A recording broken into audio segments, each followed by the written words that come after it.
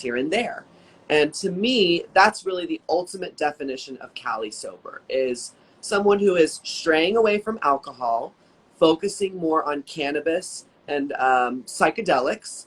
But if they choose to have a drink here or there, they're still focusing on their sobriety as Cali sober, where they're not relying on alcohol to, be the substance that helps them find their release. Now, to talk what I was talking about recently, I think, well, there's many reasons why I think I might be over drinking right now. But the good news is that I'm very aware of it, and I am realizing that it's not the path I want to go down, that I've already done this, and that ultimately I know for me, drinking is not the answer. And, it's important for me now to get back on my Cali sober journey. And so, I've stopped drinking at work, which I think is really helpful. But, it's like last night I went out with my friends. I started with one drink. That was the plan. That's not how it went. And so I am really trying to, focus on going back to that space where I was truly Cali sober, which is where I wasn't drinking at all. In fact, I don't know that I want to be there. I still love to have a margarita, with Mexican dinner, and I still love to have a glass of wine with chocolate. But ultimately, what I'm discovering in this kind of period right now where I've been struggling a little bit, it's that, drinking is a depressant. And if I have a great time that night, the next day, I am most likely going to feel depressed. And so I've been asking myself, like, is it really worth it? Do I really want to have the one or two cocktails? And can I not just go back to that place where I wasn't drinking at all and I was just medicating with my cannabis? And I think the answer is yes, I can, and yes, I will. But obviously, I think sobriety, much like my transition, is always an ebb and flow. I think, there is no one answer. Every single person is different. Just like I always say, cannabis is for 90% of people. There's still 10% out there that it's really just not for, and so I can understand how being Cali sober might not work for someone. But for me, I find alcohol to be the most intense drug there is. Now, I've never done meth or crack, so I can't speak on that, but I've done pretty much everything else. And for me, at least, drinking is the devil's juice. They like to say, at least in Texas, that cannabis was the devil's lettuce. But I really believe the devil is in the alcohol. And it's so interesting to me that we so widely accept alcohol, that it is so easy to get, and that it is so, just accepted by people, because I really think it's doing much more harm than, goodness. And I'm the living proof of that. I'm not depressed today, thank God. But trust me, I woke up and I was like, we got to stop this. Let's please, let's listen to our body. Let's listen to our heart. I've been trying to get back into yoga, because yoga was one of the ways that I got sober when I was struggling with alcohol. And I find that yoga is quite often a common practice with those who are Cali sober, not only for its physical benefits, but for its spiritual benefits as well. And so that's kind of my plan right now, is to get back into yoga, to continue not drinking at work. And when I do decide to have the one drink, really putting that limitation on myself, because ultimately I struggle with depression as is. I don't need to be adding a substance into my life that could potentially affect that. Well, it's amazing to hear you be so vulnerable about your anxiety and depression, because when we watch your videos and we watch your work, none of that comes through. You're so engaged and so happy, and just celebrating who you are and celebrating the culture that you are a part of. More than one culture, right? More than one community. You're a part of the trans community, the queer community, the cannabis community. And to hear you say that, because no one would ever guess that you're struggling with these things, right? And as you mentioned, we all are struggling with anxiety right now. If you're not struggling with anxiety right now, you're not a You human got some being. good meds or a good therapist or both. Something, right? Or you're a yogi or a meditation guru or something. And depression and anxiety they're like a yin and yang for some people. I know that happens to me too. It's sometimes the anxiety won't turn off. And when that happens, it makes me sad. It's just like, oh man, really? I can't stop feeling this way. And will I ever stop feeling this way? And of course, ganja is great, but it doesn't always relieve all of it, right? And so that may be why when we're creating a lot of output, which you're clearly creating just a ton of output, and that the demands of that are probably stressful. And so, you know, alcohol might be a way, a crutch on that a little bit, you know, and this journey, we're all on the journey. We're all on this journey, you know, whether it be depression, anxiety, your career, sobriety, your relationships to intoxicants, your relationships to exercise, meditation, yoga, like you said. These things are all kind of connected together, and we're either in a place where we're taking care of ourselves, or in a place where we're feeling, okay, I've been hitting the gas pedal a little too hard. It's time for me to start taking care of myself. And it sounds like you're sort of at that place again. You're sort of at that crossroads again. And maybe, do psychedelics play a role in your journey with Cali Sober at all, or is it just mainly cannabis? It's absolutely mainly cannabis. You know, I have had a pretty great relationship with psychedelics in my past life. I will admit, last year I tried some on a spur of a moment. My girlfriend, it was her birthday. She wanted to do this. She was like, they're very mild. So I took the pill and it was not mild. And I was reminded that, you know, for psychedelics, at least for me, to really work, it has to be sort of a spiritual journey. I don't find psychedelics to be a party drug. I don't find them to be something that I'm just going to take with my girlfriend on the beach, you know, but because she told me they were microdosing, you know, I was really intrigued, because I'm not going to lie to you. I have been really looking into microdosing as a way to potentially, you know, is that the word I'm looking for? Or get rid of the need to drink.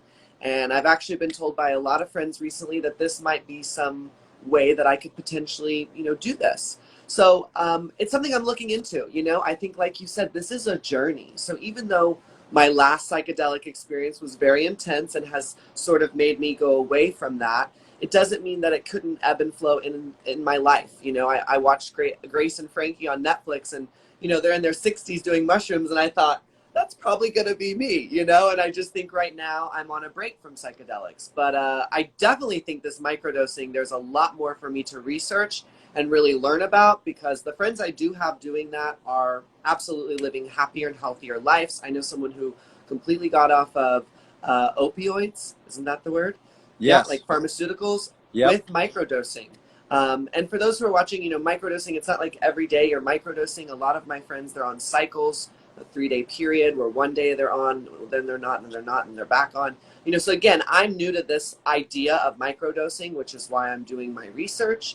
But if there's anything I know, alcohol is the worst drug, period. So for me, I am so open to exploring the other options out there. Yeah, I couldn't agree with you more. I went to my mother's side of the family, were all alcoholics, and I went to a lot of funerals when I was a little kid, and I've been in alternative communities like you and I have been in. We've seen our friends and our loved ones get strung out, and most of the time it's booze, not hard drugs. Sometimes it's hard drugs, but most of the time it's booze. And one of my extended family members, I had to go to a funeral a couple months ago. The pandemic got him. I'm sorry to hear You know? that. Yeah.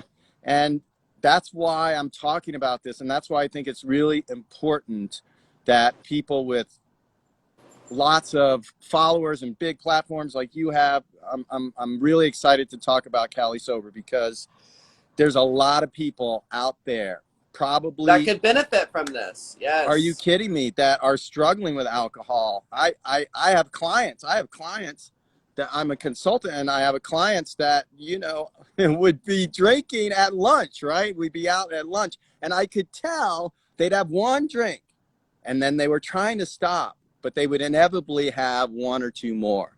And then, you know, when we got to dinner, forget about it, right? And they were very functional people, very successful people. And but they clearly were struggling, right? They were clearly struggling. Maybe they were in denial, these particular people, maybe they weren't. But wherever you are on that journey, right, when you are ready, when you know that it's time to get some kind of help or some kind of operating system that might speak to you to help you, I think that's really the message of Cali Sober, because 100% sobriety, just a lot of people can't do it. You know, it's just And not for trust them. me, I wish I could. I really do. There are definitely days where I wish, my journey didn't include substances at all. But ultimately, you know, I don't feel guilty for smoking cannabis. Cannabis has always been medicine to me. I recognize that it takes me to another level, that it is influencing my body like a drug could. But, I grew up with, parents who used Prozac every day. And so for me, this is the same thing. I see it as this is, my medicine. And that's why I love this idea of Cali Sober, because as I told you, in those 3 years where I wasn't drinking and I was just smoking weed, I told people I was sober because in my mind, I was. I am.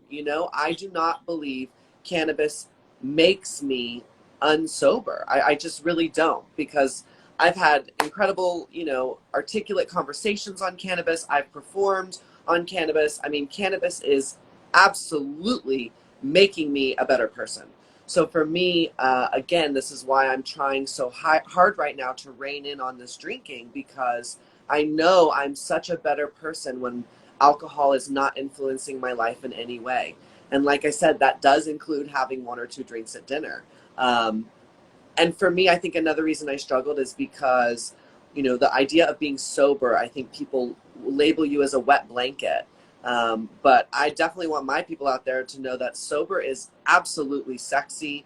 I have many friends that are completely sober, no cannabis at all, and they're the coolest, hippest, funnest, chicest people you'd ever meet. So, I think our whole perception is changing. I saw someone in the comments earlier talking about how alcohol is pushed onto us, specifically women in the marketing industry. And I, just want to echo, I think it's in many industries. Even last night, I felt being in the nightclub, schmoozing with people I work with, that I needed to drink and I needed to party so that they wouldn't view me as some wet blanket. Mm. But at the end of the day, I'm not a wet blanket. I'm very much dry, for my fans out there, House of Dry. And, I really feel that being Cali Sober is an elevated way of living your life. And that's why sober is still attached to it, because it isn't really taking you into this place much like alcohol and other drugs can. It's actually taking you to a place that hopefully is making you sober. It is making you a better person. It is making you confront, well, why do I need to smoke right now? And am I doing it to run away from my feelings or to actually help my feelings? And yeah, I don't know. I think even today, like having this conversation, I'm just like, I really hope I'm listening to myself, because, it is such a struggle. It is such a struggle. And as an entertainer, being surrounded by free alcohol every night, it's just difficult. But I know in my heart of hearts what I'm saying here is the truth. And I just have to implement that.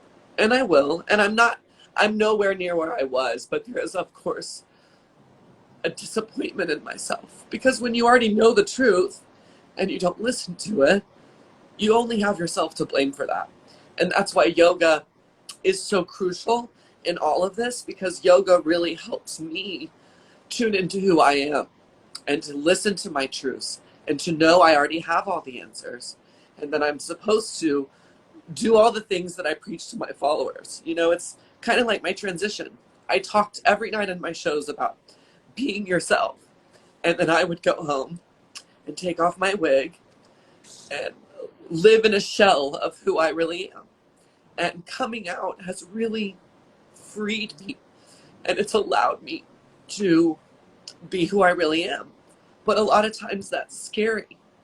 And a lot of times, as a trans woman, or as anyone trans, non binary, gender non conforming, in a public space, you feel awkward, or you feel, as we like to say, clocked, meaning someone is recognizing that I was born as a male, but now I'm trying, or am doing, presenting as female. And so I think maybe that's why recently I've been turning to drinking again, is because I'm uncomfortable. And even though I'm living my best life, living as the woman that I've always been, there is this other layer that is hard to deal with.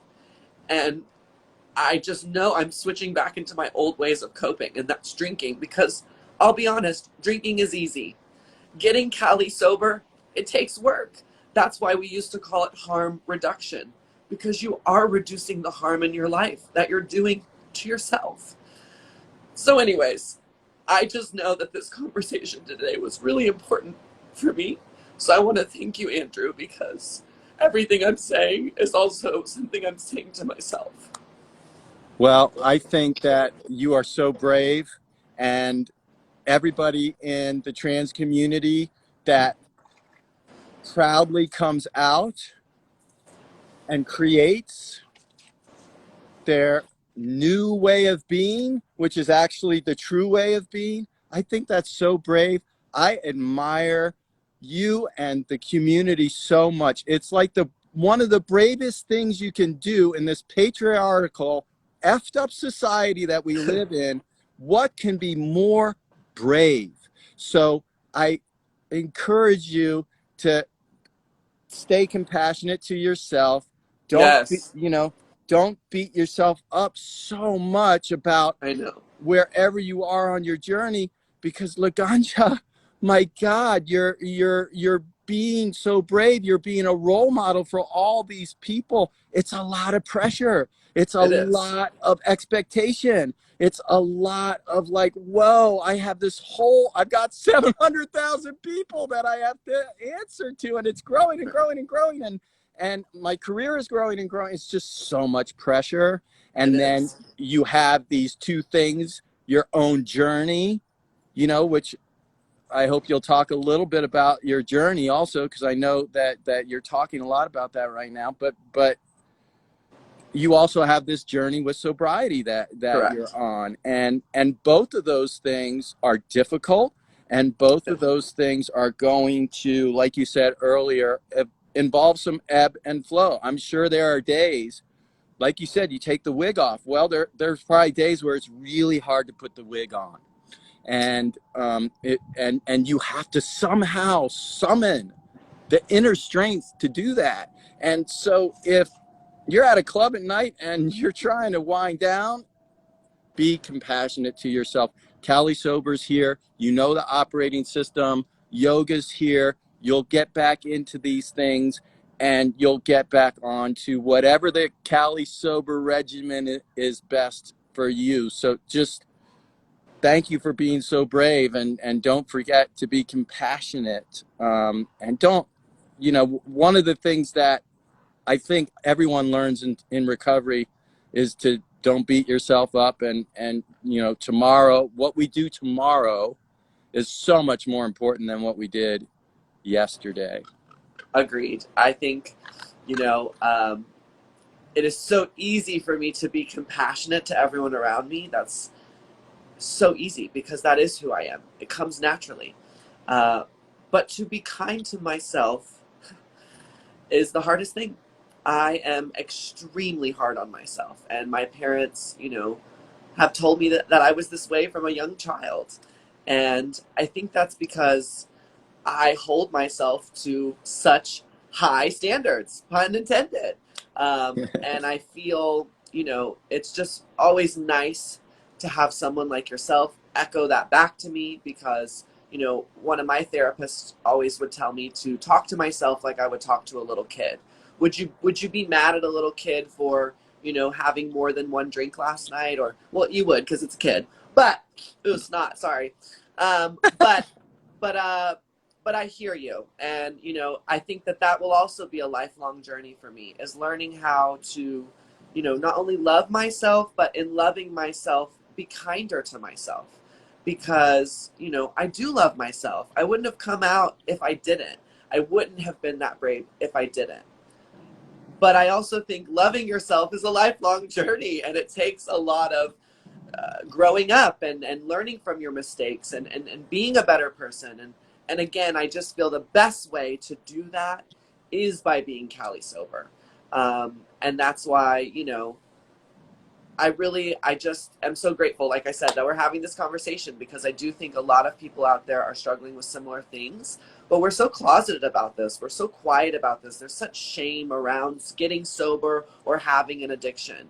And the real truth of it is we all deal with it in some way or form. It may not be alcohol or drugs. It could be food. You know, I know many people who are addicted to food, and that's their thing, or addicted to over-exercise, or, you know, whatever their addiction is. Everyone struggles from addiction. That's truly what I believe.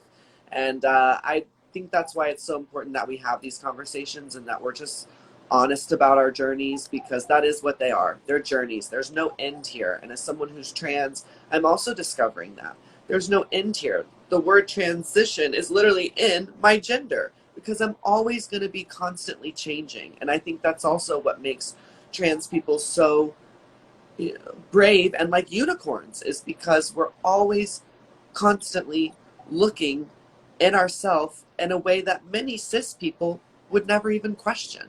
Yeah. And so I think eventually, like you said, everything's going to mesh back up. I think it's normal, as someone who's only been out for a couple of months, that I do have struggles. You know, I was so overwhelmed with the positive response when I came out as trans that kind of for the first month, it was like magical land.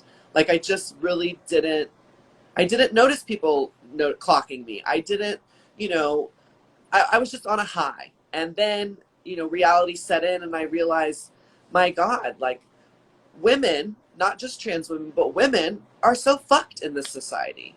And it is, you know, I lost a lot of privilege when I came out as gay, but obviously as a white gay male, I still had a shit ton of privilege. I'm not going to lie. And just coming out as trans, I have seen more than half of that go away. And to me, that's really what it means to be a woman, is to not have equal rights, is to not be treated the same, to have this insane expectation that we're just these beautiful creatures that walk around perfect all the time. And, you know, I currently am not on HRT, hormone replacement therapy. I've had a lot of people pressuring me to get on it. And the truth is, I want to be on it. Absolutely. But also coming out as trans and now living my life as the true woman that I've always been has been enough for me. That's enough of a big step right now that I'm not feeling the need to inject my body with other sort of, with estrogen or T blockers. Because for me, I feel woman. I am very emotional. I am very strong. And these are two things that I think are very, you know, characteristic of women. And so while I want the estrogen and I want the effects of my skin softening, and, you know, thanks to a lot of these people who are watching here, they raised over $25,000 for me, and for me to use that money however I want. Just in case people are wondering, I'm literally putting that in the savings account. So when I decide that I'm ready for HRT, for my electrolysis, for these things, that I have that, because I know that's coming. But ultimately right now, I'm reveling in the fact that I am brave enough at 32 years old to say, I am a woman. This is what it looks like. And I don't need your approval. I don't need you to tell me what you think of that, or it doesn't matter, because I'm finally connected with what's in here. And I'm now showing and living and expressing that to the outside. And so for me, that in itself is such a beautiful moment and journey that I don't need to rush it. I don't need to, you know, do these other things that a lot of trans women are telling me to do so that I can be some perfect Barbie doll. You know, I think I look, now I have a filter on, but I think I look beautiful as is. Do I think I will benefit cosmetically from HRT, from electrolysis? Absolutely, 100%. But again, that won't make me more of a woman. It will make me softer. It will make me more feminine presenting. But that's not what a woman is. A woman isn't her breasts. A woman is her feelings and her love and her attention to detail. and everything that I am. And so, anyways, I guess to culminate all of that in a final statement, it's that I'm so grateful I came out. And even though it's difficult and I happen to be struggling right now, I'm very happy. Even though I'm crying, I'm very happy. And to anyone out there who's scared to come out, all I can say is it's fucking scary. It's hard. You're going to have down days, but the ups that you experience will make it so worth it. So, so worth it. Well, I think that's a great place to end. I'll just say I was really blown away when I went to the GoFundMe page and I saw all the donations, and most of them were small. Most of them $5, $10, $25, and to see that support from your community, and you surpassed the goal. I think it was 5 days it took. Yeah, we raised $31,000, so I'm donating $5,000 to the Trans Wellness Center out here in LA. And then with the other 1,000 and change, I am working right now on starting my own organization called Honoring Her, which was directly inspired by the fact that we raised so much money in 48 hours. I just, I always tell my friends, I'm not famous. I'm not a celebrity. I'm popular. Gay people know me. That's what I really believe the truth. I'm not just saying that. That's really what I believe. I believe one day I might be a celebrity, and I hope to be, but I recognize where I am in my journey. And I feel like, fuck, I lost my train of thought. Damn. What were we just talking about? I know. So I feel like when I saw the power that I had to raise that much money with my platform in under 48 hours, I was like, I've got to do something that's not for me. I've got to do something that's for the community. Like, this is insane. Like, I'm not even ready to have surgeries, and y'all are like, well, when you are, don't worry, mama, we got you, And so it made me want to start my own organization where I can help trans women specifically on their journey. So I'm in the very beginning stages. Of course, it takes a lot to make an organization. I have a meeting on Monday to talk with the Shimmy. He was actually one of the co-founders of the GoFundMe. He's going to help me on this journey of starting my own organization. But, giving back is always been just ingrained in my heart. My parents